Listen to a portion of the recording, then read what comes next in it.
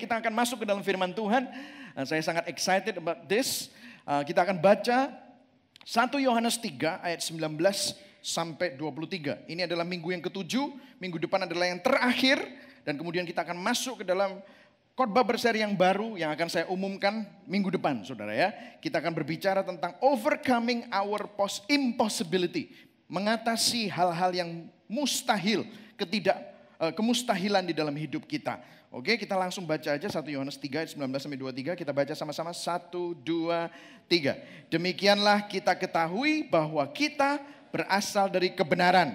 Demikian pula kita boleh menenangkan hati kita di hadapan Allah. Ayat 20. Sebab jika kita dituduh olehnya, Allah adalah lebih besar daripada hati kita serta mengetahui segala sesuatu. Saudara-saudaraku yang kekasih, jikalau hati kita tidak menuduh kita, maka kita mempunyai keberanian percaya untuk mendekati Allah. Ayat 22. Apa saja yang kita minta, kita memperolehnya daripadanya karena kita menuruti segala perintahnya dan berbuat apa yang berkenan kepadanya. Dan inilah perintahnya itu, supaya kita percaya akan nama Yesus Kristus anaknya dan supaya kita saling mengasihi sesuai dengan perintah yang diberikan Kristus kepada kita. Mari sama-sama kita berdoa. Tuhan Yesus, sekali lagi kami minta biarlah Engkau yang memberikan kami rema, supaya kami bukan cuma hanya mendengar seperti sebuah ceramah, ada informasi yang masuk tetapi ada impartasi yang masuk juga yang membawa transformasi dalam hidup kami. Kami berdoa tidak ada seorang pun yang main sosial media, Instagram, ngobrol atau WhatsAppan, tapi kami minta biarlah Engkau yang memberikan konsentrasi ilahi di dalam nama Tuhan Yesus. Yang percaya sama-sama katakan amin. Jadi hari ini saya akan berbicara tentang lebih besar daripada hati. Karena hari ini saya mau berbicara tentang masalah hati. Katakan sama-sama masalah hati, masalah hati. Katakan pada kanan kirimu masalah hati bro hari ini. Amin. Oke. Saudara, di Amerika saya ini semua satu keluarga itu kita selalu melakukan semuanya sendiri, saudara. Jadi kalau kita vacuum, ngepel, nyuci baju, cuci piring, bersihkan tempat tidur, ganti spray, urus anak, bahkan nyabeti rumput, segala macam, itu semua kita melakukan sendiri. Cuci mobil, semuanya melakukan sendiri, saudara. Saya punya anak 3, ngurus juga sendiri, gantiin popok gini-gini, daddy gini, saudara, bapak ini bisa ganti popok, saudara ya. Jadi 3 anak gitu, saudara ya, saya bisa melakukan mandiin anak semua. Kita melakukan semuanya sendiri. Saya dan istri orangnya juga suka rapi, saudara. Saya nggak suka berantakan, nggak tahan kalau rumah kita itu nggak bersih, saudara. Jadi kalau saudara melihat dulu di rumah saya di Amerika, kalau bersih itu semua kita lakukan sendiri. Nah, tetapi karena kita gembala, kita di sana juga mengembalakan jemaat, kita juga ketua care group, jadi seringkali di rumah kita sering ada banyak orang kumpul-kumpul, saudara. Dan juga saya juga youth pastor, saya pernah jadi youth pastor. Jadi kadang-kadang ada 20-30 anak-anak muda kumpul di rumah saya, saudara. So, coba bayangkan 20-30 anak-anak SMA, SMP, kuliah, baru mulai kuliah, ngumpul di rumah saudara. Kira-kira cukup heboh, saudara ya. Jadi kadang-kadang mereka lempar-lemparan bantal sampai bantalnya brodol kabeh gitu, saudara ya. Kadang-kadang mereka bawa bolanya dilempar-lempar sampai kena TV begitu, saudara. Sampai TV-nya retak ya, segitu, saudara. Kadang-kadang pot bunganya pecah, kadang-kadang bawa sesuatu ketampel sama temennya, akhirnya makanannya atau bumbu-bumbunya jatuh di lantai atau jatuh di karpet sampai peliket kabeh, itu bahasa Jermannya, saudara ya. Wah, saya ini orangnya nggak biasa, saudara. Bener-bener wah kayak gitu. Tapi gimana? Ini namanya juga pendeta. Jadi mereka selalu datang dan mereka senang ngumpul sama kami, nggak tahu kenapa, ngumpul terus ya, saudara ya. Kalau ada pertandingan basket, pertandingan football, saudara, mereka lihat di sana makan keripik, makan popcorn. Habis itu mereka sudah pulang, itu sofa saya gitu, saya duduk gitu, tiba-tiba ada muncul popcorn keluar gitu, saudara ya. Di selempitan-selempitannya rebel-rebelannya. Aduh, oh my goodness. Nah, tiap kali mereka pulang, kita melihat rumah kita, saya sama istri, oh man, hancur kira. Akhirnya kita bersihin. Kita pernah ini melakukannya hari Kamis, kumpul. Hari Jumat, kumpul. Hari Sabtu, kumpul. Hari Minggu, habis gereja, datang lagi gitu saudara. Ini saya pengen usirin begitu saudara. Tapi enggak, pendeta enggak boleh usir jemaat saudara. Jadi kita tetap welcome mereka saudara ya. Tapi Kamis malam waktu mereka berantakan saya ngeliat, waduh rumah saya hancur. Nah kita enggak biasa, kita harus bersihkan. Malam-malam kita bersihkan. Udah gitu besok datang lagi, hancur lagi gitu. Kita bersihkan lagi. Sampai akhirnya gimana? Bersihin enggak? Bersihin lah, nggak bisa nggak bersihin, harus dibersihin saudara. Karena kita berdua suka bersih, begitu saudara ya. Tapi pernah nggak saudara berpikir, percuma dibersihin besok ya kotor lagi. Apalagi kalau dulu saya pernah tinggal di Seattle saudara. Di Seattle itu 8 atau 9 bulan dari 1 tahun itu selalu hujan. Jadi saya pernah nih cuci mobil, sudah kilap. Saya suka mobil dulu ya. Di kilap sudah kinclong. Begitu selesai baru saya baru keluarkan garasi tiba-tiba tes hujan gitu saudara ya. Atau kalau enggak saya cek ini perakiraan cuaca, weather forecast. Saya lihat, oh ini enggak hujan 2 hari. Begitu saya cuci, begitu saya keluar baru jalan 15 menit. Udah hujan rintik-rintik. Saya bilang, wis percuma mobilnya enggak usah dicuci aja. Sehingga kalau saudara pergi ke Seattle, saudara akan lihat ada banyak mobil dekil, bukan karena malas tetapi karena sering hujan saudara. Akhirnya banyak orang berkata, udahlah nyerah aja wis capek, wis percuma buang waktu, ngapain. Ya. Nah kalau kita melihat seperti itu, kadang-kadang kita melihat hidup kita, di dalam hidup kita berapa kali kita juga mengalami hal yang sama saudara. Kadang-kadang kata-kata seperti ini saudara. Ngapain? Males. Nyerah gua. Dalam menjalani hidup kita, kata-kata seperti yang tertera di sini sering menjadi perbendaharaan kata-kata kita. Mungkin saudara habis hari Minggu, saudara semangat, saudara terinspirasi, saudara termotivasi, tergugah oleh firman. Saudara sadar bahwa Tuhan sayang sama Anda. Anda mau menghidupi identitas Anda. Saya ada di dalam Kristus, saya manusia baru. Saudara sering dengar itu ya saudara ya. Anda mau menjadi orang-orang yang bersahabat dengan Tuhan. Selama Gospel Center ini saudara belajar. Saudara gara-gara emosi dipotong orang lagi di mobil. Tiba-tiba saudara buka kaca. Salib-saliban saudara sampai meso-meso begitu saudara. Akhirnya mobilnya keserempet sampai saudara marah-marah. Akhirnya sepertinya komitmen saudara, semua itikat baik saudara hancur lebur berantakan. Pernah saudara? Sudah dari retreat, sudah semangat. Saudara bahkan pergi ke toko beli stabilo, beli Alkitab baru. Saudara maunya nanti aku tak baca Alkitab, tak stabiloi Alkitab. Wah keren saudara. Stabilonya sudah warnanya kuning, pink, oranye, merah, semuanya sudah siap. Tetapi baru aja 2-3 hari, baru stabilonya dipakai, baru 2-3 hari. Tetapi karena saudara keasikan nonton TV series malam-malam, Walking Dead atau mungkin nonton drama Korea di YouTube, Anda bangun kesiangan sehingga Anda cepet-cepetan lupa mandi, lupa sikat gigi, saudara kepet, riep-riep, naik sepeda motor, tiba-tiba karena saudara masih kepet, masih riep-riep, naik sepeda motormu nyerempet motornya orang sehingga saudara di stop, saudara harus bayar ganti rugi, sampai kantor saudara ketemu klien saudara, tetapi karena mulut saudara bau, saudara belum sikat gigi, saudara nggak mandi, klien yang mestinya gol, tiba-tiba nggak jadi gol gara-gara ambumu gak enak. Akhirnya saudara, ini nggak terjadi sekali, berulang-ulang saudara lakukan sampai akhirnya ngapain aku susah-susah, malas aku, nyerah aku, what's the point? Buang waktu. Ya kan saudara? Pernah seperti itu saudara? Halo? Sudah pernah seperti itu? Apa saya saja yang pernah seperti itu? Kayaknya saya pernah kayak gitu. Menyerah, gagal. Dan ini bukan cuma sekali 2 kali. Saudara berulang-ulang sampai akhirnya saudara, kesel aku, percuma lah. Begitu juga mungkin kerjaan saudara, begitu juga mungkin sekolah saudara. Anda kerja keras, Anda persiapan. Tetapi akhirnya tetap ujung-ujungnya ya hasilnya biasa-biasa. Atau bahkan saudara gagal. Saudara sudah persiapan dengan baik. Saya baru ketemu sama orang yang bilang, saya ini persiapannya sudah baik loh pastor. Tetapi saya malu banget. Ya saudara ya, saya gagal. Sampai akhirnya aduh capek, males banget. Harus mulai lagi dari awal. Dalam perkawinan juga gitu. Katanya pertamanya kamu sudah, aku tak bertobat jadi suami wis. Ya sudah, aku tak mengasihi tanpa syarat. Saudara mau mengasihi, tapi saudara merasa aduh aku capek. Baru akhirnya ya sudah, oke, aku mau. Baru gitu tiba-tiba ada salah kejadian. Sampai akhirnya bertengkar besar lagi. Sampai akhirnya saudara wis, aku tak lerenais bocai, wis percuma. Saudara pernah berpikir seperti itu? Kayaknya ini adalah sesuatu bukan fenomena yang baru, tetapi kita semua mengalaminya. Betul?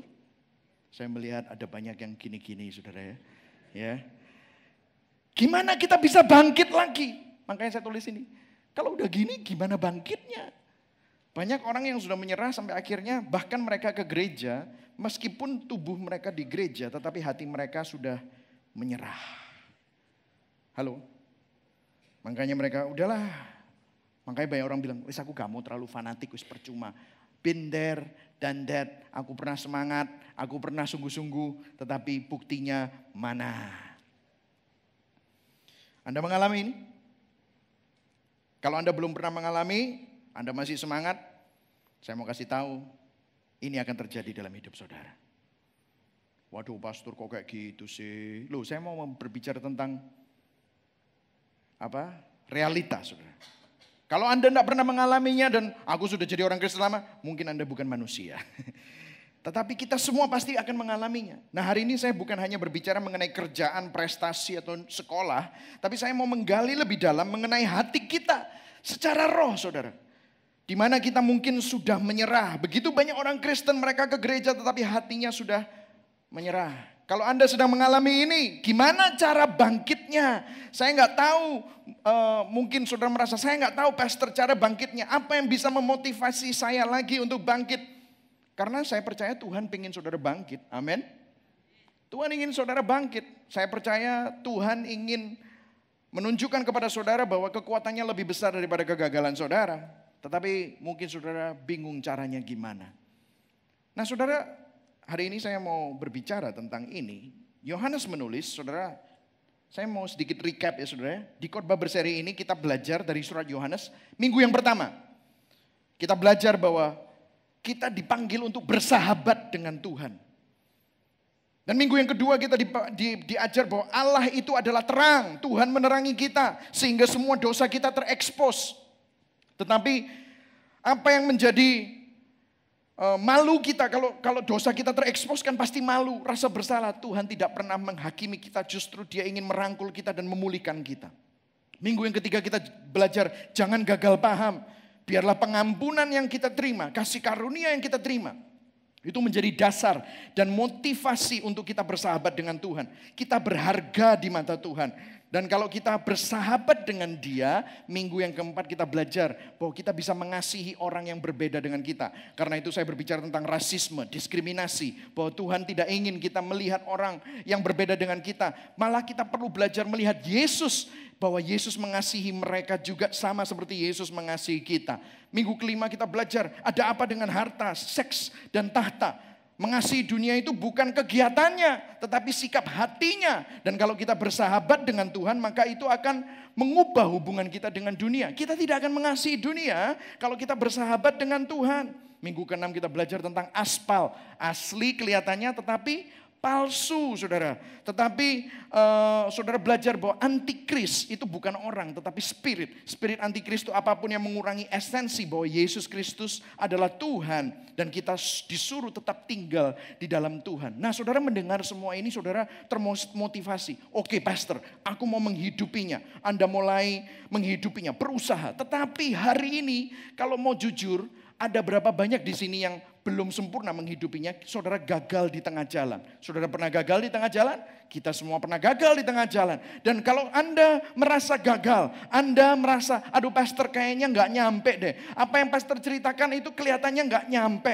Mungkin itu hanya buat pastor, atau mungkin itu hanya buat care group leader. Itu mungkin hanya buat Bu Meti. Oh itu mungkin hanya buat para pendoa syafaat. Kayaknya susah deh. Yohanes menulis ini karena dia tahu akan banyak orang yang gagal. Karena dia sendiri juga mungkin gagal.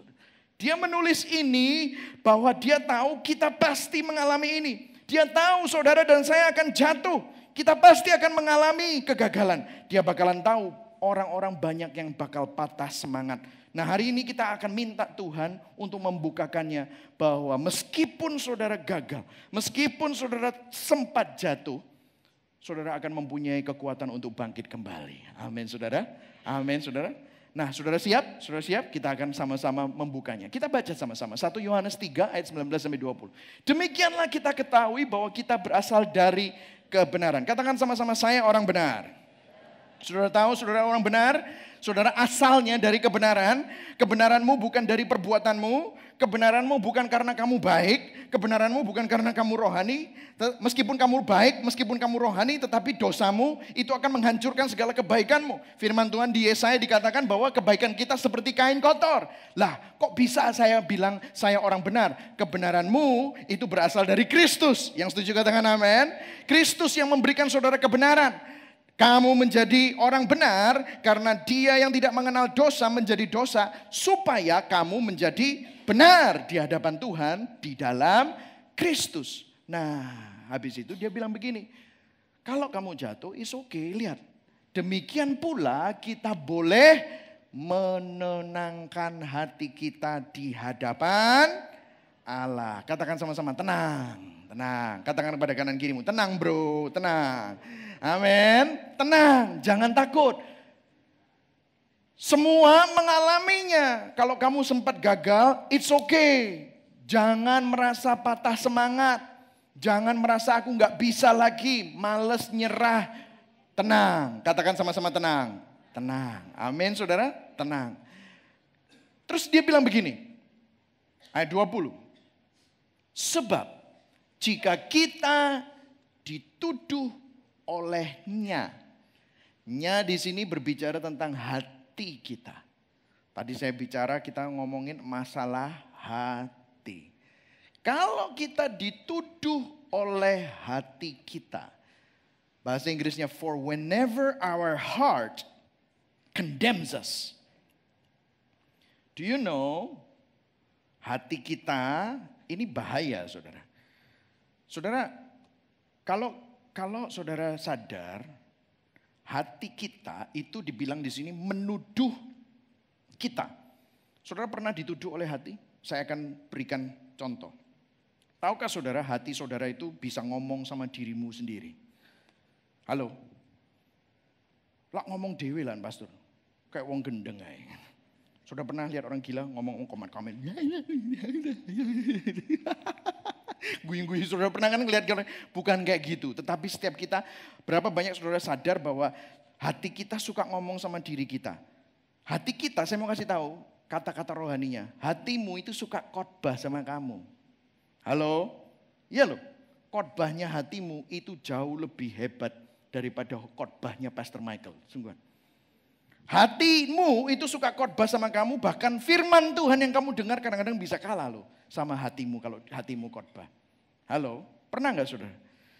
Kita semua mengalami ya bukan hati saudara ngomong sama dirimu sendiri. Hatimu itu bisa khotbah. Hatimu itu, nah terus dibilang di sini, whenever our hearts condemn us. Berapa sering? Sering. Kapan saja bangun tidur. Saudara pernah nggak bangun tidur gitu saudara? Kayak apa? Paling misalnya hari Minggu saudara bangun tidur sudah siap. Wong ke gereja jam 10 saudara bangun gitu. Set gitu. Aduh, terus hatimu ngomong, kayak apa? Mari ini kon mesti mari ini nyanyi. Sebelum nyanyi lagu slow ono sing share ya toh. Mari ngono keplok-keplok ya toh. Mari ngono ngrungokno wong gondol iku ngomong 45 menit. Mari ngono kon ngasih persembahan. Wis mendingan kon turu ae. Ya wes aku tak turu ae wes saudara. Saudara pernah merasa seperti itu? Saudara bangun pagi, waduh, saudara mau kerja gitu ya. Hatimu ngomong sama kamu. Alas gak kacek, kon rajin gak rajin, gajimu ya to pancet. Ngomong toh? Ngomong. Ya toh? Kayak apa kamu terlalu serius? Sudahlah, hatimu itu khotbah sama kamu setiap hari. Halo? Saudara sadar? Saudara lihat akan hal ini? banyak-banyak mantu-mantu lagi. Iya kan saudara ya? Hati kita menuduh kita. Ini memang kenyataan. Tetapi lihat saudara, lihat. Sebab jika kita dituduh oleh, kita baca sama-sama. 1, 2, 3. Sebab jika kita dituduh olehnya itu siapa? Oleh hati kita, ya. Lihat yang hitam, kita baca yang lantang. 1, 2, 3. Allah adalah lebih besar daripada hati kita, saudara. Wow, berikan tepuk tangan dulu dong. Haleluya. Bahwa Allah itu lebih besar daripada hatimu yang suka khotbah sama kamu, khotbahnya suka menyesatkan kamu, khotbahnya suka membuat kamu negatif, khotbahnya suka membuat kamu jadi down, jadi patah semangat, itu khotbahnya hati, saudara. Tetapi Allah lebih besar daripada hati saudara. Amin, saudara. Nah, ini ayat yang sangat menarik karena Yohanes menulis ini supaya kita semua tahu bahwa Tuhan lebih besar daripada hati kita. Dengan ilham Roh Kudus, Yohanes mau ngomong seperti ini. Hey, dia nggak ngomong hatimu lebih besar daripada kakimu. Enggak loh. Hatimu lebih besar dari kepalamu. Enggak. Tuhan lebih besar dari kakimu. Tuhan lebih besar dari kepalamu. Enggak. Atau Tuhan lebih besar dari tanganmu. Enggak. Tuhan lebih besar dari pekerjaanmu. Enggak. Dia bilang apa? Tuhan Allah lebih besar daripada hati kita. Ini dengan ilham Roh Kudus. Nah, saya akan membahas sedikit tentang hati, saudara. Hati kita. Lucu ya saudara, hati kita ini gimana ya saudara? Saudara ada yang tahu isi hati kita? Gak ada yang tahu isi hati kita, terus terang. Tahu kenapa? Karena hati kita ini bisa begitu berkuasa atas hidup kita. Sangat berkuasa, bisa mempengaruhi hidup saudara. Saudara ini jadi orang yang optimis atau pesimis, itu semua tergantung dari mana? Hatimu. Kamu akan menjadi orang yang mampu atau merasa tidak mampu, itu semua dari hatimu. Makanya Amsal 4 ayat 23 berkata, jagalah hatimu dengan segala kewaspadaan. Karena dari situlah terpancar kehidupan. Saudara, hatimu ini powerful. Hati kita akan membuat kita percaya atau tidak percaya. Hati kita akan membuat kita beriman atau tidak beriman. Hati kita ini bahaya saudara. Dan hati kita akan berkhotbah kepada saudara, dialah yang paling powerful dari segala-galanya. Dia lebih berkuasa daripada seringkali firman dan khotbah yang Anda dengar di gereja. Saudara. Hati ini bahaya. Nah, kita akan mendefinisikan hati. Tidak ada yang tahu, psikiater atau psikolog tidak jelas saudara. Hati ini apa? Tetapi kalau saudara mau definisikan hati, itu adalah kombinasi antara pikiran, perasaan, dan kehendak saudara. Pikiran kita mau meyakinkan diri kita bahwa pikiran kita itu yang paling benar. Benar kan? Saudara dengar sesuatu, saudara pasti akan dengar khotbah juga di dalam hati. Mosok yang benar gak mungkin, gak percaya aku. Wis, aku tak main game main di telepon. Nah saudara ya, jadi pikiran kita ngomong sama kita, ngapain kamu? Kadang-kadang ngomong goblok kon percaya kayak ngono. Itu saudara, ngomong munafik kamu. Itu mah buang waktu, itu mah gak benar. Itu pikiran kita. Sehingga itu mempengaruhi perasaan kita. Belum lagi saat-saat ini semua itu katanya kan berdasarkan perasaan. Saudara saya pernah konseling dengan orang. Kalau saya konseling dengan orang saya dengarkan dia. Saudara kadang-kadang ya saya kalau konseling sama orang yang saya dengar itu gini. Saya merasa dia ini. Saya merasa dia ini, saya merasa 1 menit saya dengar 30 kali ngomong merasa. Kamu dari tadi ngomong merasa ini ada faktanya enggak? Saya merasa tapi pastor sekarang sedang menghakimi saya. Gitu. Merasa. Perasaan, saya mau kasih tahu kepada saudara, perasaan itu suka menipu. Halo? Perasaan itu belum tentu benar saudara. Kadang-kadang kita merasa orangnya lagi sibuk kita merasa kita ditinggalkan dan tidak diperhatikan. Suamiku, aku merasa aku sudah tidak dicintai lagi. Saudara, perasaan saudara. Perasaan ini bahaya, perasaan kita akan menarik kita, perasaan kita akan mendikte suasana hati kita. Aku merasa, aku tidak berguna, aku tidak berharga, merasa. Halo? Ya kan saudara? Perasaan ini bahaya saudara. Saya masih ingat ada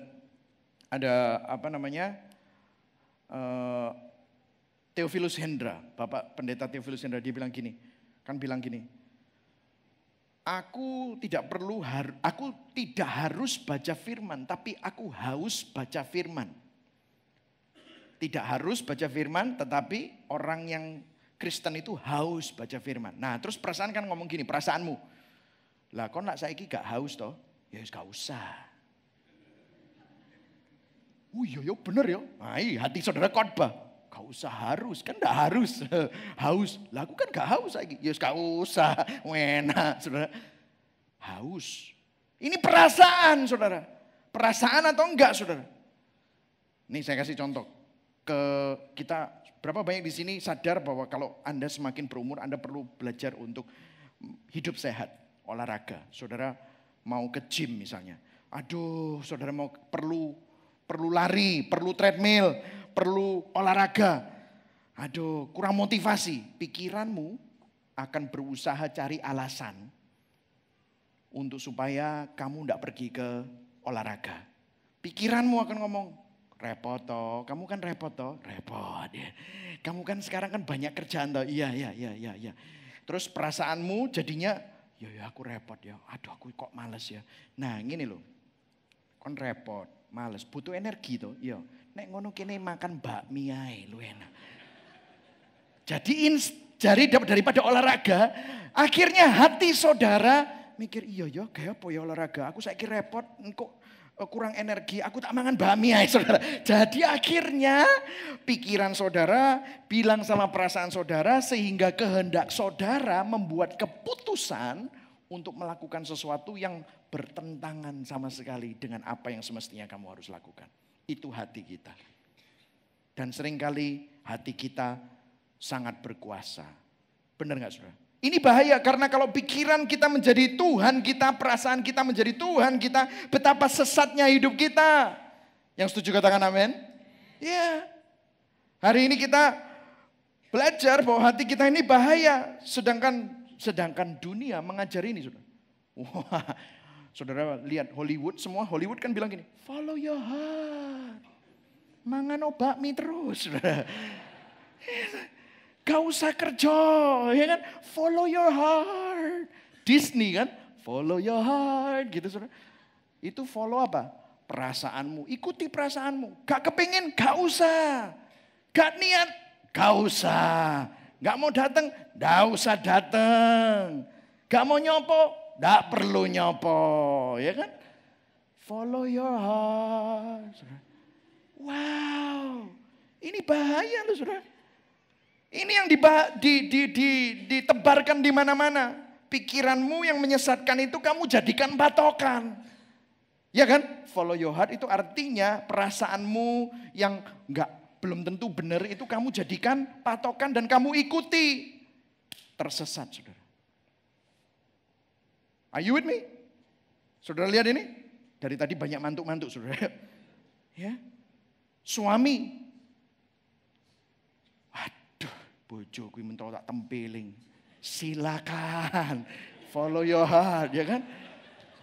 Itu follow your heart itu, saudara. Aduh, suamiku iki. Aduh, saudara following your heart. Waduh, saudara ini bahaya. This is why semakin saudara mengikuti apa yang culture kasih, saudara. When you follow your heart, kadang kamu enggak mood, ya sudah, pikiran negatif, teruskan. Nah, hati ini berbahaya kalau tidak ditolong oleh Roh Kudus. Yang setuju katakan amin. Hati ini berbahaya kalau tidak dipimpin oleh firman. Sangat berbahaya. Siapa sih yang tahu jawabnya hati? Lihat ini. Yeremia 17 ayat 8. Kita baca sama-sama. Betapa liciknya hati lebih licik daripada segala sesuatu. Liciknya itu ya begitu menipu dengan kejahatan. Artinya bahasa aslinya. Liciknya itu menipu dengan kejahatan. Betapa liciknya hati. Hatinya sudah membatu. Siapakah yang dapat mengetahuinya saudara? Firman ini jelas. Hati kita ini licik. Kadang kalau saya pikir ya. Kalau di jidat saya ini tiba-tiba ada monitor gitu saudara ya. Ada monitornya gitu ya.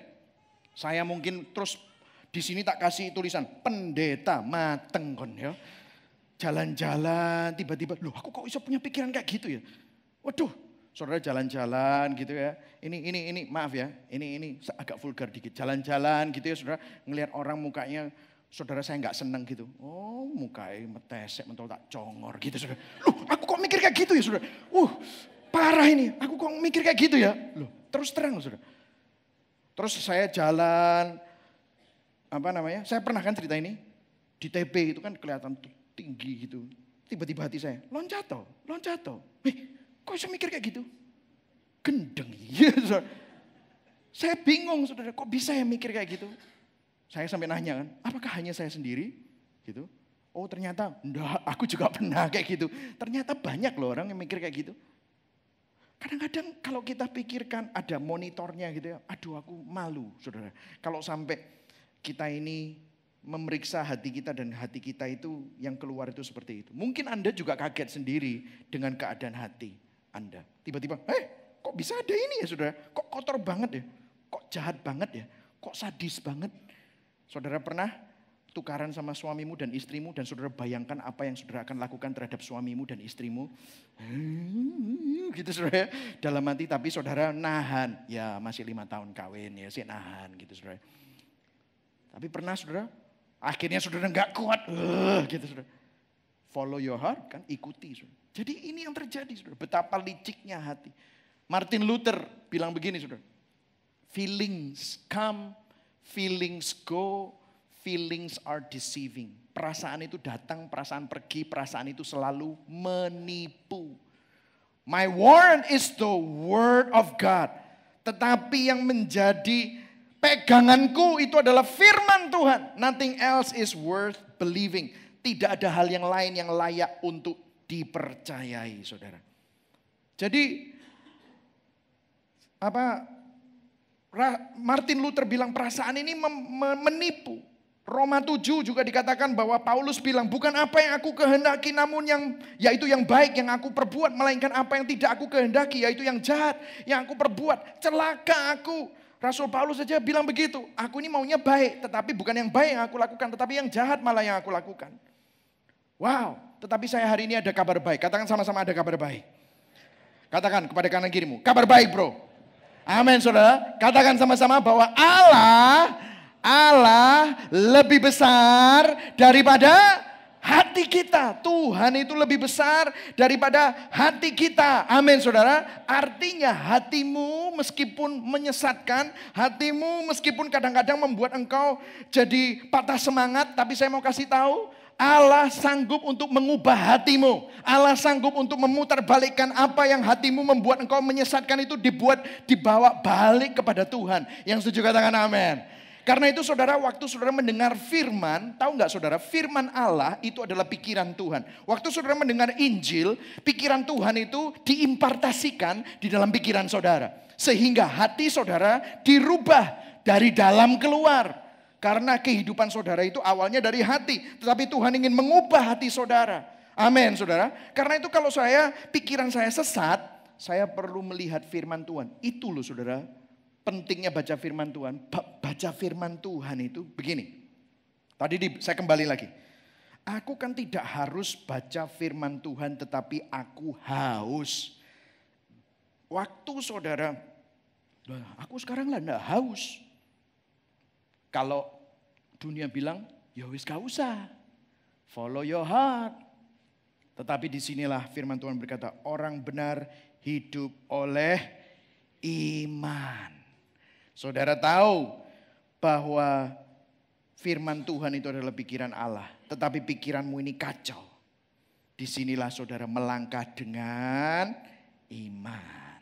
Disitulah saudara minta sama Tuhan, rubah pikiranku supaya pikiranku ini tidak menyesatkan aku. Tetapi pikiranmu yang menuntun aku. Firman Tuhan, karena itu saya perlu baca firman. Bukan kewajiban, bukan supaya omset gak turun gitu saudara ya. Bukan supaya kamu diberkati, loh berkat sudah ada. Amin. Perkenanan sudah ada, kasih karunia sudah ada. Firman sudah disediakan. Waktu kita baca firman, pikiran Tuhan itu diimpartasikan di dalam pikiran kita. Kalau berdoa, ada orang berdoa, bro, kon mesti doa. Cek no kon diberkati. Salah saudara. Kita berdoa, bukan untuk dapatkan sesuatu dari Tuhan. Waktu kita berdoa, hati kita yang sesat, hati kita yang kacau, hati kita yang patah semangat, waktu kita berdoa, hati kita ini diselaraskan dengan hatinya Tuhan. Sehingga hati Tuhan itu lebih besar daripada hati kita. Sehingga hatinya Tuhan itu mengatasi hati kita. Yang setuju katakan amin. Karena itu saudara, waktu saudara melihat ini, wow, God is bigger than our heart. Tuhan itu lebih besar dari pikiran kita. Tuhan itu lebih besar dari perasaan kita. Saya mau kasih tahu, pikiran Tuhan terhadap saudara itu jauh lebih bagus, jauh lebih besar, jauh lebih indah daripada pikiran saudara terhadap diri saudara sendiri. Amin, saudara. Mungkin saudara tanya, gimana pastor untuk saya bisa semangat lagi? Gimana pastor supaya bisa bangkit lagi? Saya mau kasih tahu, Tuhan yang ada di surga itu bukan di surga lagi, tetapi Tuhan itu ada di dalam hidup saudara. Kebenarannya sudah diimpartasikan kepada saudara, dan Tuhan itu lebih besar dari apa yang kau hadapi, kegagalanmu, kehancuranmu, apapun yang kau hadapi yang seakan-akan membuat engkau patah semangat, Tuhan lebih besar. Amin, saudara. Karena itu saudara selalu bisa, Tuhan aku mau bangkit lagi. Lihat ini saudara, di akhir ayat yang ke-20 dibilang, sebab, ayo kita baca sama-sama sekali lagi. Sebab jika kita dituduh olehnya, Allah adalah lebih besar daripada dan serta mengetahui segala sesuatu. Bahasa aslinya berkata, He knows us better than we know ourselves. Amin. Kadang-kadang kita pikir kita tahu apa yang kita butuhkan. Tetapi Tuhan lebih tahu loh daripada saudara. Dia tahu apa yang terbaik buat saudara. Yang setuju katakan amin. Tuhan mengenal engkau sempurna. Lebih daripada saudara mengenal diri saudara sendiri. Masih ingat saudara Mazmur 37 ayat 23. Tuhan menetapkan langkah-langkah orang. Ada lagunya saudara. Tuhan menetapkan. Ayo nyanyi sama-sama kalau sudah tahu. Langkah-langkah orang yang hidupnya berkenan kepadanya. Apabila ia jatuh tak sampai tergeletak. Tuhan menopang tangannya. Nah orang-orang kan biasanya bilang, Tuhan menetapkan langkah-langkah orang yang hidupnya. Terus dia bilang gini, makanya hidupmu harus berkenan kepadanya baru nanti ditopang. Kalau enggak, gak ditopang. Saudara saya mau kasih tahu, perkenanan Tuhan datangnya dari mana? Inilah anakku yang kukasihi, kepadanya lah aku. Tadi kita baca, ini nih ayatnya. Ditayangkan aja, bisa ditayangkan nggak? Ditayangkan. 1 Yohanes 3 ayat 22. 1 Yohanes 3 ayat 22. Dan apa saja yang kita minta, kita memperolehnya daripadanya. Karena kita menuruti segala perintahnya dan berbuat apa yang berkenan kepadanya. Ayat 23 bilang. Sama-sama aja 22 dan 23. Bisa di 22 dan 23 ditayangkan barengan. Yes. 22. Ya, oke. Lihat. Karena kita menuruti segala perintahnya dan berbuat apa yang berkenan kepadanya. Titik. Terus dibilang apa? Dan inilah perintahnya itu. Jadi ini menjelaskan apa sih menuruti perintahnya dan berbuat apa yang berkenan kepadanya. Dan inilah perintahnya itu. Titik 2. Apa saudara? Kita baca. Supaya kita percaya akan nama Yesus Kristus anaknya. Supaya kita saling mengasihi sesuai dengan perintah yang diberikan Kristus kepada. Supaya kita apa saudara? Percaya. Tahu gak saudara? Waktu saudara mempercayakan hatimu yang menyesatkan. Hatimu yang seringkali ngawur. Kita percayakan kepada Tuhan. Itu membuat perkenanan Allah itu ada di dalam hidup. Percaya. Inilah anakku yang kukasihi, kepadanya lah aku berkenan. Perkenanan Tuhan itu ada di mana? Di dalam Yesus. Yesus sekarang di mana? Di dalam saya. Waktu saudara percayakan hidup saudara di dalam Yesus, disitulah perkenanan Allah ada. Artinya kebenaran Allah juga ada. Artinya sebab tangan Tuhan menopang tangannya. Apabila ia jatuh tak sampai tergeletak. Sebab Tuhan menopang tangannya. Saya bisa minta Yudi bisa keluar, wah Yudi. Saya mau kasih sedikit ilustrasi, saudara. Saya mau kasih sedikit ilustrasi. Kembali ke slide saya, Slide saya. Yudi bisa ke sini, Yudi. Ya. Kembali ke slide saya ya.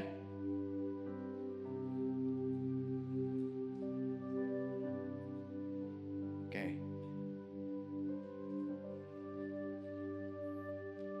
Diambilkan mouse di kantor, ada banyak mouse. Kembali ke slide saya. Amsal 24 ayat 16 dikatakan. Oh, belum bisa ya kembali ke slide saya. Nah itu tadi. Tidak perlu pakai mouse actually. Escape. Oke. Amsal 24 ayat 16. Sebab 7 kali orang benar jatuh, namun ia bangun kembali. Tetapi orang fasik akan roboh dalam bencana. Nah ini saudara. Oke. Ya kita baca sama-sama. 1, 2, 3. Sebab 7 kali orang benar jatuh, namun ia bangun kembali. Tetapi orang fasik akan roboh dalam bencana. Oke, Yud. Misalnya kamu jatuh ya. Kamu jatuh. Losor. Nah saudara, interesting ya. Dibilang 7 kali. 7 adalah angka sempurna. Jatuh. Tahu nggak? Meskipun jatuhmu ini sampai delosor. Kata kuncinya adalah orang benar. Katakan orang benar. Orang benar akan bangun kembali. Kenapa kok dia bisa bangun kembali? Meskipun dia jatuh, kebenaran Tuhan, ini kalau saya kebenaran Tuhan itu ada di atas dia. Waktu dia jatuh, kebenaran Tuhan pergi nggak dari dia? Tidak. Waktu dia jatuh, perkenanan Tuhan pergi nggak dari dia? Tidak. Karena itu kebenaran Tuhan. Apabila ia jatuh, tak sampai tergeletak, sebab Tuhan memegang tangannya, saudara. Tangan Tuhan itu di atas hidupnya. Saya kasih ayatnya, luar biasa saudara. Luar biasa sekali saudara. Ini ayatnya ya. Yohanes 10 ayat 29. Saya pegang tangannya, kamu pegang tangan kita sama-sama, jabat tangan Romawi. Kita baca sama-sama. 1, 2, 3. Bapakku yang memberikan mereka kepadaku lebih besar daripada siapapun. Dan seorang pun tidak dapat merebut mereka dari tangan. Artinya hidup saudara kalau ada di dalam Yesus, tangan Bapa itu memegang tangan saudara. Tidak ada seorang pun yang dapat merebut saudara. Mereka itu siapa? Saudara dan saya dari tangan Bapa. Artinya kalau tangan Bapa sudah pegang, kamu jangan menyerah. Saya kasih Anda izin. Boleh menyerah. Selama tangan Bapa melepaskan kamu, silakan menyerah. Tetapi firman ini bilang, tangan Bapa tidak akan melepaskan engkau. Jadi jangan pernah menyerah. Jangan pernah menyerah. Karena tangan Bapak memegang saudara. Sekarang jatuh. Kalau jatuh bisa gak pegang tangan saya? Gak bisa. Tangannya dia gak bisa megang tangan saya. Karena dia lagi jatuh. Tetapi lihat, siapa yang megang tangannya? Tangan Bapak gak pernah melepaskan dia. Amin saudara. Tangan Bapak gak pernah melepaskan dia. Gimana saudara bangkit lagi? Kalau saudara merasa aku nyerah, aku gak bisa. Ingat. Tangan Bapak tidak pernah melepaskan Anda. Kebenarannya tidak pernah meninggalkan Anda. Perkenanannya tidak pernah meninggalkan Anda. Meskipun kamu jatuh 7 kali, kamu pasti bangun lagi. Sebab Tuhan menopang tangannya. Berikan kemuliaan buat Tuhan Yesus. Amin. Saya akan tutup dengan ini. Bayangkan kalau kita menjadi komunitas yang selalu membangun. Coba losor lagi. Berapa banyak kita ini gereja ya paling pinter gini. Tonton ta, gak karu-karuan orang iki. Parah, wis tak omongi. Gak karu-karuan iki. Wis Yudi parah. Tapi instead bayangkan kalau kita jadi komunitas. Ini nanti habis ini ada care group ya saudara. Kita care group gereja. Bro, lagi jatuh. Jangan takut. Tuhan itu sudah megang tanganmu. Ayo bangun. Ayo kita sama-sama jalan lagi. Bayangkan kalau kita selalu melihat. Bukan ngomong ini. Wis, gak karu-karuan ya. Atau kalau enggak, rasa kon kualat. Tambah kayak gitu kan. Biasanya kan kita paling pinter kan kayak gitu. Tetapi disinilah kita belajar untuk bisa saling membangun. Karena tanganku juga gak dilepaskan loh sama Tuhan. Aku juga mau mengingatkan kamu. Tanganmu itu dipegang sama Tuhan. Selalu dipegang. Karena itu Tuhan itu selalu memegang hidup kita. Yang setuju katakan amin. Mari sama-sama kita bangkit berdiri. Berikan tepuk tangan buat Tuhan Yesus yang memegang hidup kita. Saudara boleh berkata menyerah, tetapi Tuhan tidak pernah menyerah kepada saudara. Saudara boleh berkata buang waktu, Tuhan tidak pernah membuang waktu untuk saudara. Karena itu Tuhan selalu setia. Dibilang kasih setia Tuhan lebih tinggi daripada langit. Setinggi langit di atas bumi, begitulah kasih setia Tuhan bagi saudara dan saya. Mari sama-sama kalau saudara mau meresponi firman ini, saudara bisa angkat tangan. Tuhan, saat ini Tuhan, kami mau menyerahkan hidup kami. Serahkan hatimu, perasaanmu, pikiranmu, kehendakmu, berikan kepada Tuhan. Seringkali kita mengikuti hati kita yang seringkali menyesatkan. Tetapi hari ini saudara serahkan sama Tuhan.